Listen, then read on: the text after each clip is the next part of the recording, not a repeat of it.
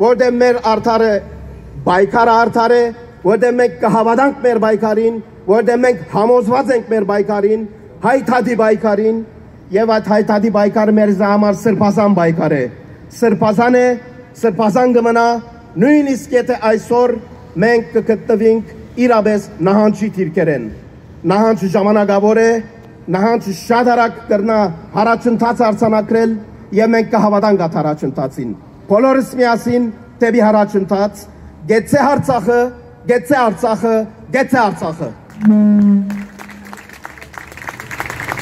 Adapter, rassurer leurs enfants tout en pleurant leur mort qui s'annonçait chaque jour plus nombreux. Alors, la solidarité ou institution a fait tout ce qui était en son pouvoir pour les aider, en déplaçant sur place. On fait leur part, comme tant d'autres, en assistant financièrement et moralement, en soutenant les femmes dans la détresse morale où elles se trouvent. Car non, Monsieur Aliyev, l'Artsakh et les Artsakhiot ne sont qu'un jour. Tous retrouveront leurs maisons, leurs écoles, leurs églises, leurs cimetières, leurs usines, leurs champs et leur bétail. Monsieur Aliyev, vous n'avez pas besoin de la guerre. Hommes, femmes et enfants d'Artsakh, nous avons toujours été et nous serons toujours.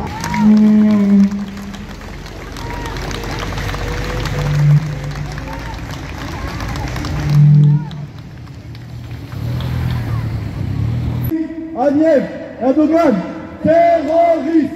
Aliyev, Erdogan, terroriste. Terroriste. Aliyev, Erdogan, terroriste. Aliyev, Erdogan. Terroriste. Aliyev, Erdogan, terroriste. Aliyev, Erdogan, terroriste. Hors de nos terres. Bakou, Bakou, hors de nos terres. Faites-vous entendre. Hors de nos terres. Bakou, Bakou, hors de nos terres. Bakou, Bakou, hors de nos terres. Bakou, Bakou, hors de nos terres. Bakou, Bakou, hors de nos terres. Merci beaucoup. Թուրքերը պիտի չվայելեն մեր արինով սրբացած հողը։ Բոլորին հիմա կունե բարձ թողնա, աշխարհաքաղաքական հովերը պիտի կան եւ այո, պիտի մատուցենք մեր վրեժը։ Պիտի ազատագրենք այդ հողերը։ Թուրքերը պիտի չվայելեն Շուշին։ Պիտի կան այդ օրերը։ Հրեշտակները մեր հետ են։ Թուրքը մեր թշնամին է, Ազերին մեր թշնամին է, Արցախը հայկական է եւ վրեժը դերի պիտի ունենա։ Հավաքի գոչը փորձենք այստեղ աջրակոծել։ Ես պիտի ասեմ Արցախ, Հայաստան եւ Թուրք մեկ առ մեկ եւ ես մեկ ասեմ, որ բոլորով ծեր այդ շերկը բռնած Արցախի դրոշը Artsakh! Հայաստան! Սուրբ!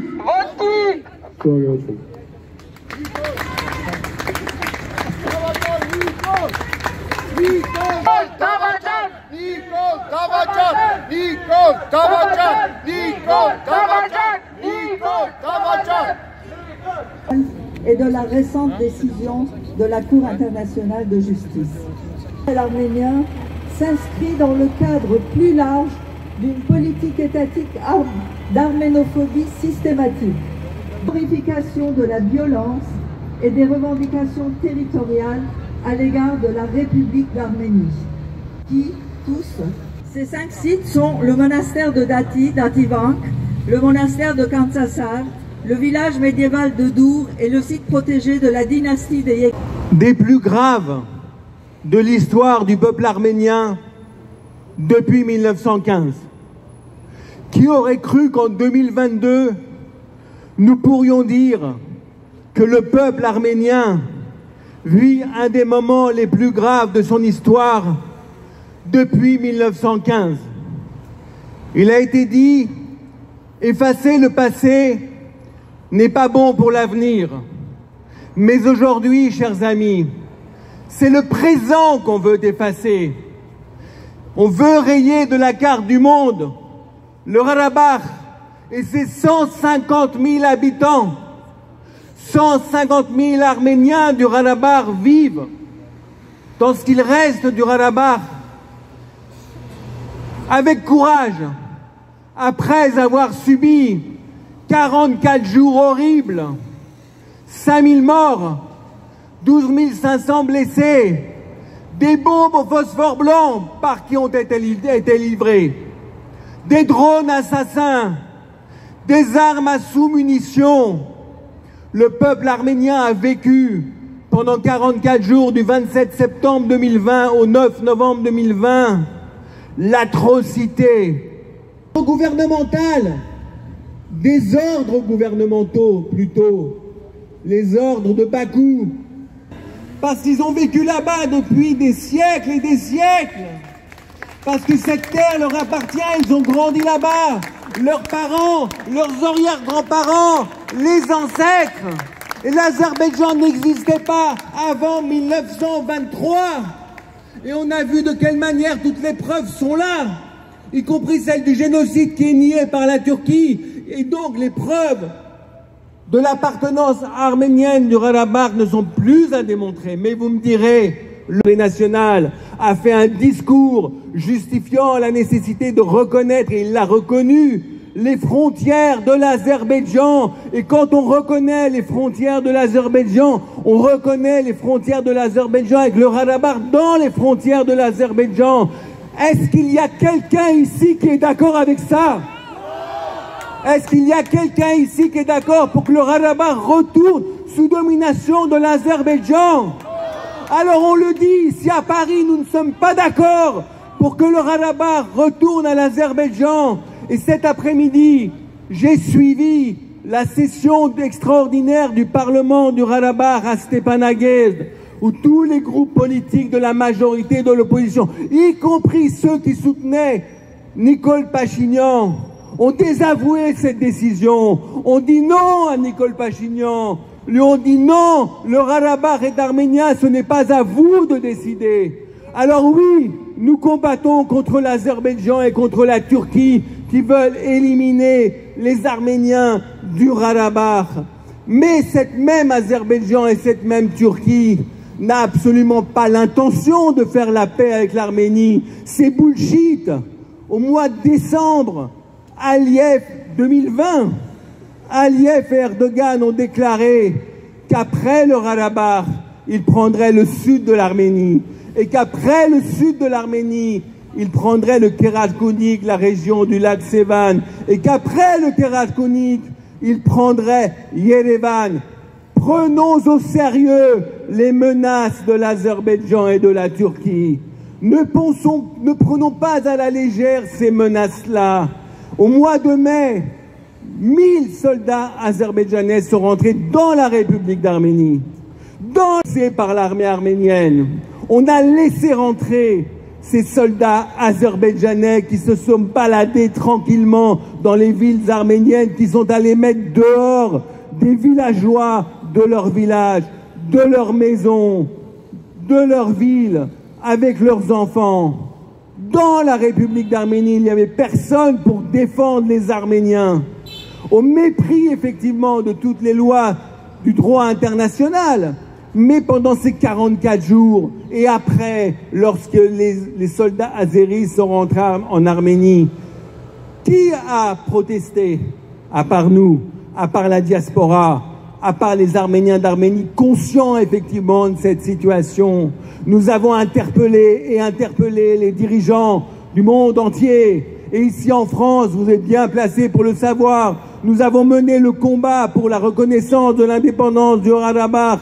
Et merci à l'Assemblée nationale d'avoir reconnu, merci au Sénat d'avoir reconnu, merci à 80 villes, départements, régions, métropoles de France d'avoir reconnu. Et quand nous nous adressions au gouvernement français, à son président, il nous disait « Mais pourquoi voulez-vous que nous reconnaissions quand l'Arménie refuse de reconnaître la République du Haut-Karabakh ?» Alors, est-ce que nous demandons aujourd'hui à l'Arménie de reconnaître la République du Haut-Karabakh? Dans ce moment crucial, est-ce que nous le demandons? Est-ce que nous le demandons plus fort? Est-ce que là, à quelques centaines de mètres de l'ambassade d'Azerbaïdjan, nous voulons dire à Ilham Aliyev et à ses diplomates que jamais nous ne cesserons le combat, que ce combat est celui du peuple arménien. Ce combat n'est pas celui, effectivement, des autorités arméniennes d'aujourd'hui, mais l'État doit rester et les autorités passent et elles passeront, celles-là aussi, comme sont passées les précédentes. Mais les décidés de donner l'Artsakh avec ces 150 000 Arméniens, que vont-ils devenir sous administration azérie? Que vont devenir ces 150 000 Arméniens? On a bien vu lorsque l'Artsakh était sous domination administrative de l'Azerbaïdjan. On a bien vu qu'ils se sont fait massacrer à Bakou, à Teloabad, à Chouchi, plusieurs fois. On a bien vu de quelle manière l'armée azerbaïdjanaise, les aumônes, vous vous souvenez des aumônes azéries, ont fait la guerre aux paysans du Karabakh. Et il a fallu que nous organisions l'autodéfense, il a fallu que nous allions armer les paysans, il a fallu que nous allions entraîner nos militants pour repousser l'Azerbaïdjan, et nous avons réussi à repousser l'Azerbaïdjan parce que nous avions cet état d'esprit de résistance, parce que nous avions cet état d'esprit de combat, parce que nous étions animés par cet état d'esprit de justice. 1915. Parce que moi, si j'étais Erdogan, j'accélérerais effectivement cette question de la normalisation. J'installerais des entreprises turques en Arménie. Je rachèterais 3, 4, 5 fois le prix les entreprises d'Arménie, les hôtels, les restaurants, les productions de fruits, de légumes, les productions agricoles. Et je ferais travailler le peuple d'Arménie. Et le peuple d'Arménie, si effectivement, à un moment donné, la normalisation a lieu, travaillera pour le capital turc et azerbaïdjanais. Est-ce que c'est ça qu'on veut? Est-ce que c'est cette Arménie qu'on veut? C'est cette Arménie que veut Nicole Pachinian. Et nous sommes aujourd'hui face à une situation, je le racontais tout à l'heure, à quelques amis qui sont là également. Qu'est-ce qu'on va faire? Qu'est-ce qu'on va faire face à ça? Puisqu'il a été réélu au mois de juin, il n'y a pas un an, mais pas sur ce programme-là, pas sur le programme de céder le Karabakh, pas sur le programme de donner l'Arménie, pas sur le programme de céder l'économie arménienne à la Turquie et à l'Azerbaïdjan. Un des orateurs tout à l'heure, je ne sais pas si c'est Herac ou si Nechte qui le disait, il n'a pas été élu pour ça. Les Arméniens d'Arménie doivent se réveiller. Et nous, en diaspora, nous devons lutter, nous devons combattre, nous devons résister. Je sais, c'est pas facile.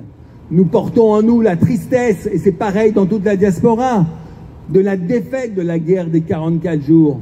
Cette guerre où le Karabakh n'a pas été défendu comme il fallait qu'il soit défendu. Cette guerre où l'armée n'a pas été envoyée comme il fallait qu'elle soit envoyée. Cette guerre où on a demandé aux Arméniens de ne pas défendre Chouchi. Là aussi, cette guerre, elle a duré 44 jours. On est au 44e jour, au 45e jour de la guerre de l'Ukraine aujourd'hui. Elle a duré 44 jours sans que l'armée ait été vraiment envoyée. Les jeunes encore ont été envoyés, sacrifiés. 44 jours, ça a duré quand même. Et on a eu 5000 morts. Pourquoi ces jeunes ont été envoyés à la mort? Pourquoi ils ont été envoyés à la mort? Si en même temps on n'a pas envoyé les armes, si on a envoyé les avions sans les bombes, si on a demandé de ne pas défendre Chouchi. Nous avons pris Chouchi en 1992 et nous avons dit au ministre de la Défense, laissez-nous défendre Chouchi. Ceux qui ont pris Chouchi en 1992 savent défendre Chouchi. Puisqu'ils l'ont pris, ils savent le défendre. L'ordre a été donné d'évacuer tous les résistants de Chouchi. Chers amis, nous sommes en colère. Ce n'est pas bien, mais nous sommes en colère. Et cette colère doit nous pousser à la mobilisation, parce que cette mobilisation, c'est en faveur de l'Arménie, c'est en faveur de l'Artsakh, c'est en faveur de la pérennité de notre existence même sur place. Notre existence même sur place est en question aujourd'hui. Alors merci d'être là. Merci d'avoir répondu à cet appel. Ça vaut le coup de se battre. Alors, ça vaut le coup de se mobiliser. Alors, ça vaut le coup de dire non. Pas que pour l'Artsakh, mais pour l'Arménie. Déjà, c'est important de défendre que l'Artsakh. Mais là, notre combat, c'est la défense de l'Artsakh et de l'Arménie. Merci, chers amis. Մենք ներկա ենք այսօր Ադրբեջանի տեսփանան արշև զորավի կանգնելու Արցախահայությանը եւ որբեսի արտոնցնենք միջազգային աջանները եւ Ֆրանսիայի կառավարությունը Արցախի անվտանգության հարցով։ Մենք գիտենք, որ այսօր միակ խնդրը Արցախի անվտանգությունը չէ։ Եթե Արցախը վտանգի տակ է, վաղը Հայաստանը վտանգի տակ կլա։ Եվ նույն ադեն մենք հստակորեն ասեցինք, որ դեմ ենք Նիկոլ Փաշինյանի արձանագրած Ջարին 3 ազգային ժողովի մեջ եւ որ ինքը գսել, որ Հայաստանը պիտի ճանչնա Ադրբեջանի սահմանները, ճանչնալով Ադրբեջանի սահմանները նշանակե, որ Փաշինյանը գուզե, որ Արցախը մաս կազմի Ադրբեջանին, մենք ոչ կսենք եւ Արցախի ժողովրդի կողքին ենք։